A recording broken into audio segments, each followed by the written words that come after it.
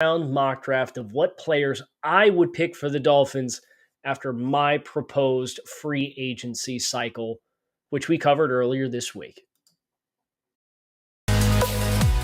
You are Locked On Dolphins, your daily Miami Dolphins podcast, part of the Locked On Podcast Network, your team every day.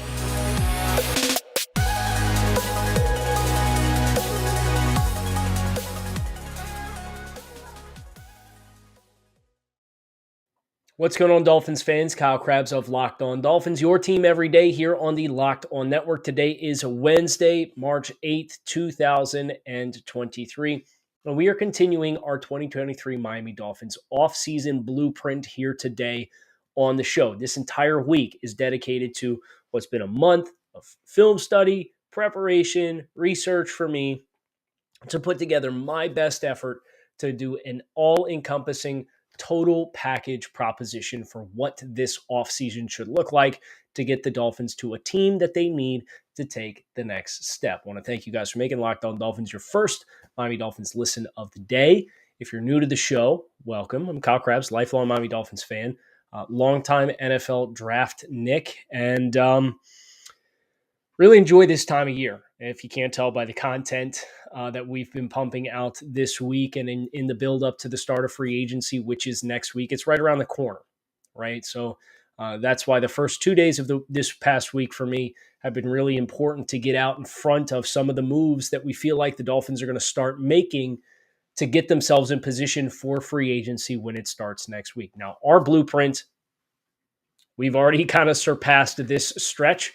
This is the 2023 Miami Dolphins offseason blueprint. As a quick recap, the Monday show, we went over players that we would cut, players that we would try to trade, players that we would restructure their contracts, players that we would sign extensions to, and then looked at what players were left under contract and what caliber of players they were, because that really kind of set the expectations for the entirety of the rest of the offseason to find ways to complement those cornerstone players. As a quick recap from yesterday's show, we're bringing these players back. Nick Needham, River Craycraft, Duke Riley, Elijah Campbell, Thomas Morstead, Savon Ahmed, Trent Sherfield, and Raheem Mostert. I want to bring these players back from last year's team, get them under contract. All of these players had proposed one-year contracts. We covered all of that yesterday on the show. And then we did a free agency class of 10 players, 4 players that got multi-year deals, 3 in which you'd largely consider to be cornerstone type players. And the other half of the class was one-year contracts, kind of additional complementary peripheral players. A lot of the defensive players having experience in the Vic Fangio tree between linebacker Drew Tranquill, safety John Johnson, pass rusher Malik Reed, and defensive back Shannon Sullivan. All of those players have played in the system we are expecting the Dolphins to implement in 2023. So that was a journey for adding players after trimming fat off the salary cap that saw the Dolphins go from negative $15 million in spending power to $55 million in spending power. And then after adding the players from yesterday, about $8.5 million at the Dolphins' disposal going into the draft. And only a handful of these players are really going to count against the cap because in the offseason, it's only your top 51 players that count against the salary cap. So today on the show, we're looking at the draft class that I was able to piece together in the aftermath of the NFL Combine. You know, as the Combine unfolded throughout the course of this week, wanted to kind of let the players declare who was going to be big testers and big winners, because there is some moving and shaking at this. This draft process is fluid, so there were some players that I thought were candidates at 51 for the Dolphins that, quite frankly, probably just aren't going to be there. That's just the unfortunate reality of guys tested really well. They made themselves a lot of money, and they're going to get drafted higher, including a couple of favorites of mine. That was a really hard pill to swallow because when the board was updated for all of the outcomes of the Combine, Julius Brents, the corner from Kansas State, he's gone. Sidney Brown, the safety out of Illinois, he's gone. These are players that you really would have loved to see fall into the Dolphins lap with that first pick. But again, the whole thought process, and we went over this yesterday on the show with the free agency cycle, was we wanted to avoid painting yourself in a corner and feeling like you needed anything. So when I think about the additions in free agency that have been proposed, you got 2 offensive linemen. So you largely feel like between your projected starting 5, Liam Eichenberg and Austin Jackson, you've got 7 players as the nucleus of the unit that you feel pretty good about. You got Foster Moreau, Hunter Long, and Tanner Connor at tight end. That's probably a group where you need a player. And this was the important thing for me to do before I started the mock draft was I know what the Dolphins' needs are based on the start, like where we're at in real time right now. But after doing players coming back and doing a free agency class, those needs change. So I think about the tight end room, and you feel good that you got Foster Moreau and replaced Durham Smythe for Foster Moreau for roughly the same amount of salary cap hit this year, minus the dead money that you're still going to owe Durham Smythe when if you waive him, which was a part of my blueprint from Monday. But you probably need another body there to feel good just because Hunter Long hasn't taken the next step. If the team's super optimistic, maybe they wouldn't, and they'd go with a low-end player, and that would be it.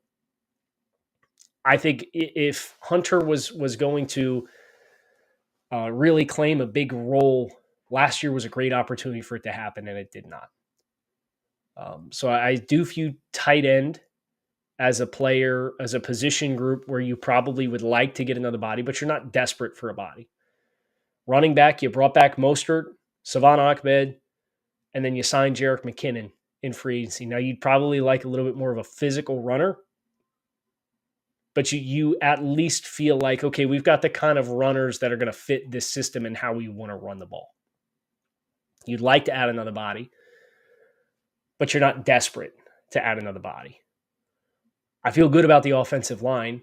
An 8th player, utility player, well, you got Robert Jones as a utility player, so you're probably going to be in good shape there. On the defensive side of the ball, Andrew Van Ginkel left in free agency. I didn't piece it together an offer.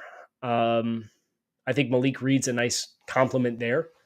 You'd maybe like to get a player who can play kind of base end to go along with Jalen Phillips and Bradley Chubb and Cameron Good and Malik Reed. Maybe an extra body there if it makes sense from a value perspective at any point in the draft. You did sign Colin Saunders, so you got an extra body as a big body guy to play in the A-gaps. Linebacker, you signed a potential starter in Drew Tranquil. So you have Jerome Baker. You're going to expect a lot of 2 linebacker defensive sets for the Dolphins defensively with probably a 5th defensive back a lot of the time. And that 5th defensive back, you brought in John Johnson, brought back Nick Needham, and you signed Shannon Sullivan. You're not desperate anywhere. It's a great place to be. So I ran the simulation, and I picked some players. And I am very ecstatic about the class that we put together. And we're going to discuss who those players were, how they fit the pieces of the puzzle after I talk to you about our friends over at FanDuel. It's midway point of the NBA season, and now is the perfect time to download FanDuel, America's #1 sportsbook, because new customers get a no-sweat first bet up to $1,000 in bonus bets if your first bet does not hit. Just download the FanDuel Sportsbook app. It's safe, secure, super easy to use. Then you can bet on everything from the money line to point spreads, point scores, and everything in between. FanDuel even lets you combine your bets so there's a chance of bigger payouts with same-game parlays. So don't miss the chance to get your no-sweat first bet up to $1,000 in bonus bets when you go to FanDuel.com/lockedon. That is FanDuel.com/lockedon to learn more. Make every moment more with FanDuel, an official sports betting partner of the NBA.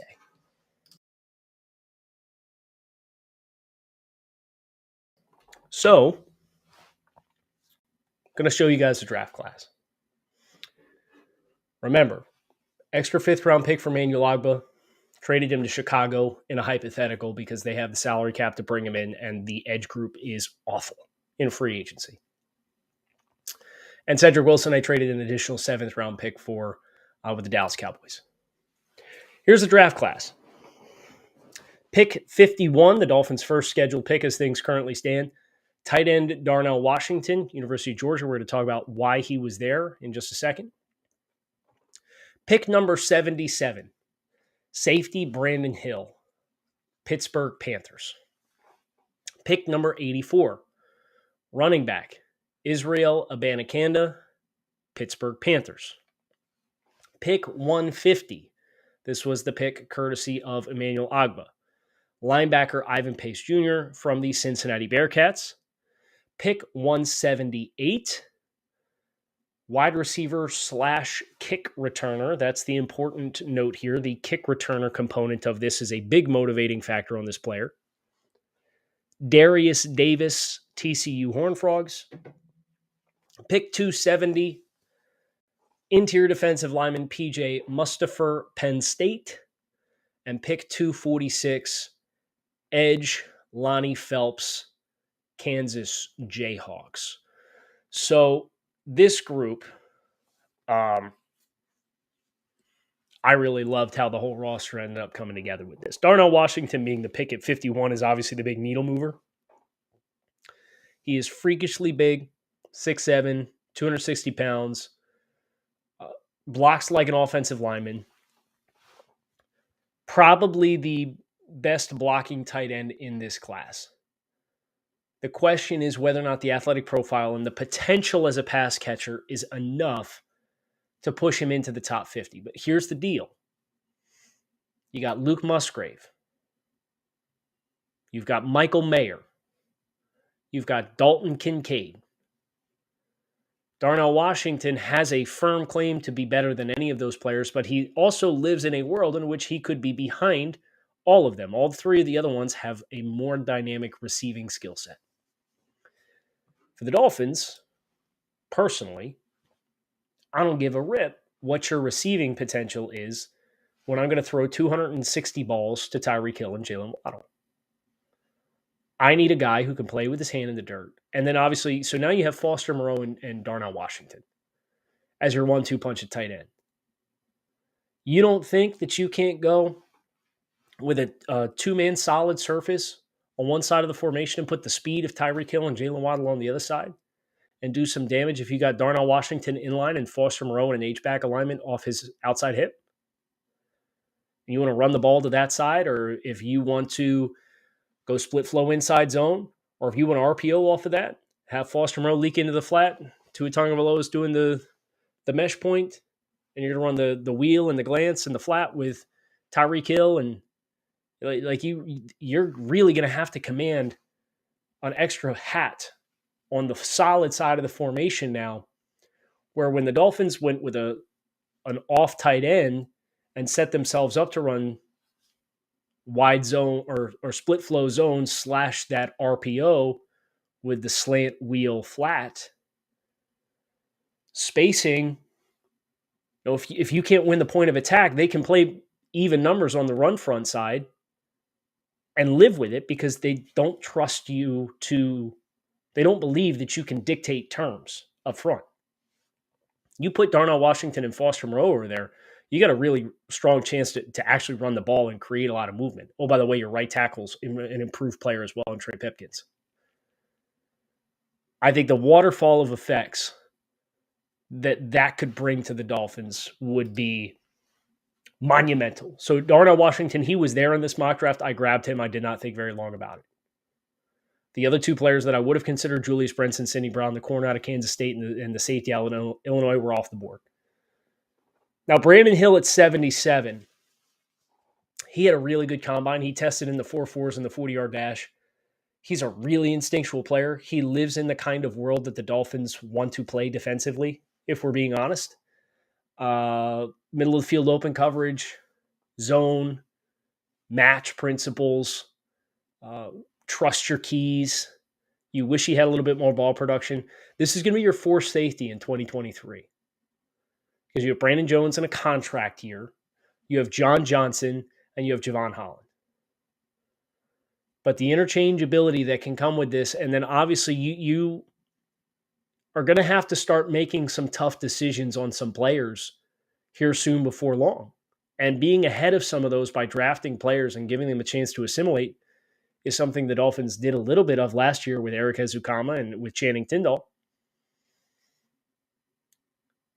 And I'm willing to live in a world based on the free agency group that I signed that Brandon Hill might not be a super impactful player for the Dolphins in year one. I think he can get on the field, but he's a long-term play just as much as he is anything else because you have those three safeties, but I don't think we want to live in a world where we entertain not extending Javon Holland. But if you look at the players who are expiring contracts for the Dolphins in 2024, as things currently stand and are scheduled, you got all the players that you brought back from last year's team on one-year deals for 2023. You have Zach Sealer. You have Robert Hunt.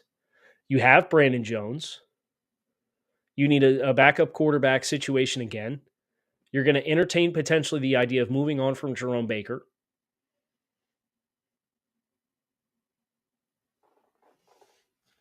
I just don't know that Brandon Jones is a player who is going to get the priority. And if he plays his way into being the player that gets the priority over somebody who takes a step back, whether that's Sealer or Robert Hunt or whoever else, okay. But I just want to be prepared. I want to be prepared to transition some players and be comfortable with who is stepping into the roles of the players that have to vacate because you have to make some difficult decisions. And I'd like to be abundantly clear. I'd love to have Brandon Jones on this roster long term, but the dollars have to make sense. Same concept with Israel Abanikanda. He is a pretty dense runner. He's super explosive. Getting him at pick 84, I think he probably starts the year quiet behind experienced players like Jerick McKinnon and Raheem Mostert. But as the season wears on, I think he could be the fresh set of legs that really give you an extra set of bounce as a ball carrier. This is a really exciting player. And I think these top three players can be very prominent contributors to your team. And I think the other thing to acknowledge with the Brandon Hill pick at 77, and if you haven't checked him out, I definitely recommend you check out his tape. Because we don't know what Brandon Jones' status is going to be for the start of the season either. And I'll tell you one thing we're not going to have a question about is depth in the defensive backfield. I don't want to live in that world again. And granted, the Dolphins got tagged with a bunch of injuries that were far beyond anybody's comprehension. But now you got Xavier Howard, Kader Kohu, Chandon Sullivan, Nick Needham. We brought back Trill Williams. Noe Benogany's under contract. He's not a player who was actively dressed for games and stretches last year, and I get that. But then you have Javon Holland, John Johnson, Brandon Jones, Brandon Hill. Like, if this group gets tagged with injuries, then we'll just throw in the white hat and we'll tip the hat to the football gods and say, okay, congrats, guys, you got us 2 years in a row. But I feel really good about that defensive backfield being one that has the bodies and the versatility to play inside or outside and zone match and have ball skills and instinctual football players. It's a really nice match. Now, the day three guys are interesting. The day three guys have kind of this fun blend of opportunities to kind of have niches within the roster. Think about Ivan Pace, the linebacker. This is your Elandon Roberts thumper linebacker replacement type.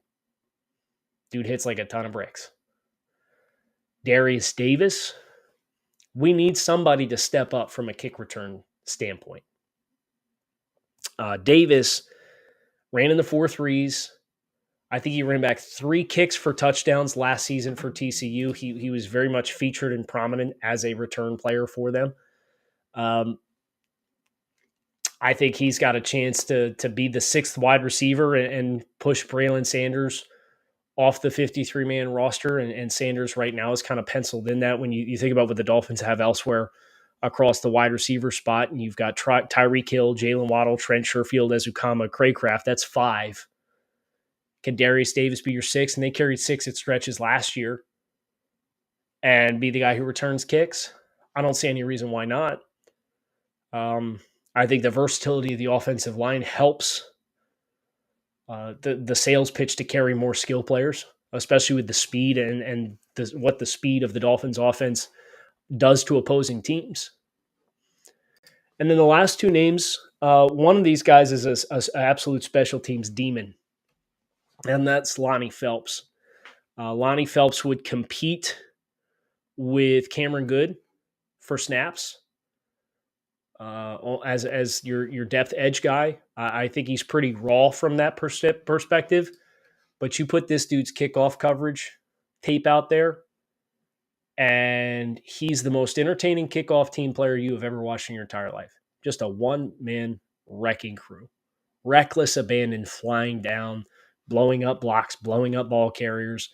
It's the kind of energy I think we need on special teams. If we're going to reignite this special teams unit under Danny Crossman, I think you need some fresh blood in there. You obviously need the top of the roster to stay healthy so that your special teams guys aren't suddenly taking defensive snaps. But Lonnie Phelps, I think, is a home run fit for that specific purpose. And there's some developmental upside there for him to grow as an edge player. And then Mustafa is the fifth interior defensive lineman. Davis, Saunders, and Mustafa, I don't think any of those guys. Saunders probably gives you the best penetration. I think Mustafa is probably a little bit more of a true Raekwon Davis type player. I think he's a developmental type. I think pad level is something that he struggled with throughout stretches at Penn State.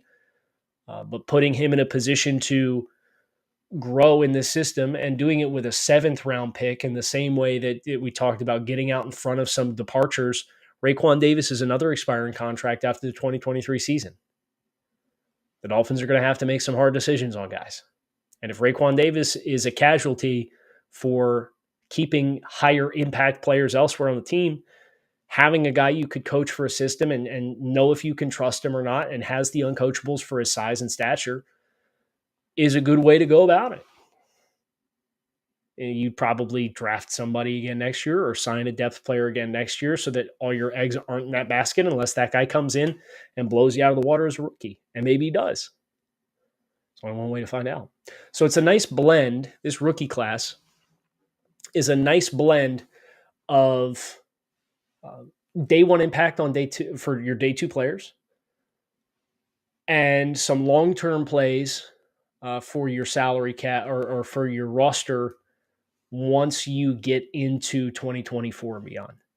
So this 7-man draft class, tight end Darnell Washington, his cap hit at 51 would be $1.3 million. He goes into the top 51. Safety Brandon Hill, $1.03 million. He also goes into the top 51. Israel Abanikanda at pick 84, that's $1.007 million. He goes into your top 51 as well. And remember, as these guys get added on, the players who are getting bumped off, they have probably an $800,000, $900,000 cap hit. So you're only adding a few $100,000 for each one of these additions at this point in the game. And remember, post June 1st, you also get the extra Byron Jones relief as well.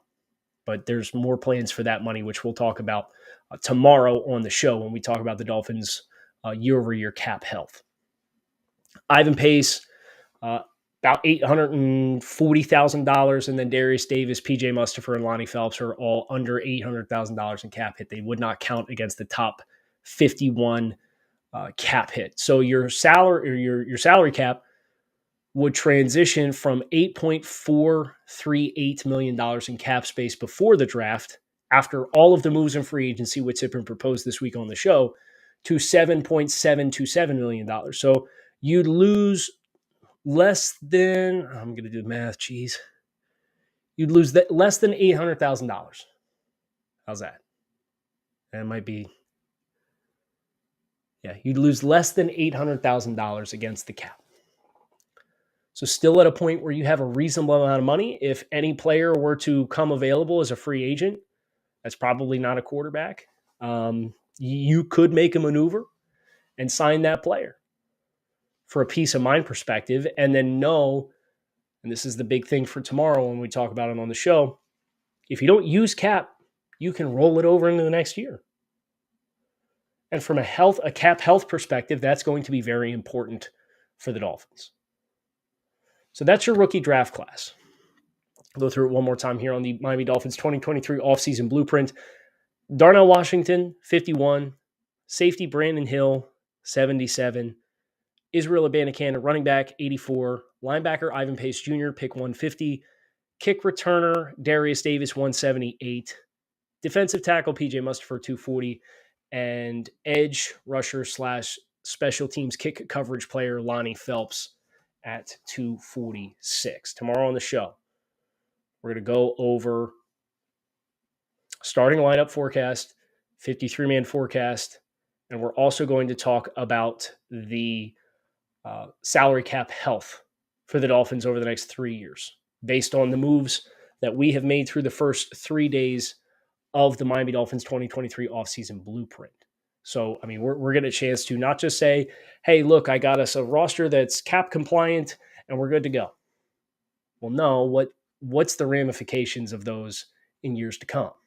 That's the biggest thing that I want to drive home tomorrow on the show, in addition to going over what the roster assessment as things currently stand of this roster would look like as far as valuations of the players, roster cornerstones, quality starters, adequate starters, and take a look at what I have created in this hypothetical scenario here this week on Locked on Dolphins. So make sure you hit subscribe, click the bell, get the notifications when we go live on YouTube. If you're joining on YouTube, if you're listening on your favorite podcast medium, I appreciate you guys checking out the show.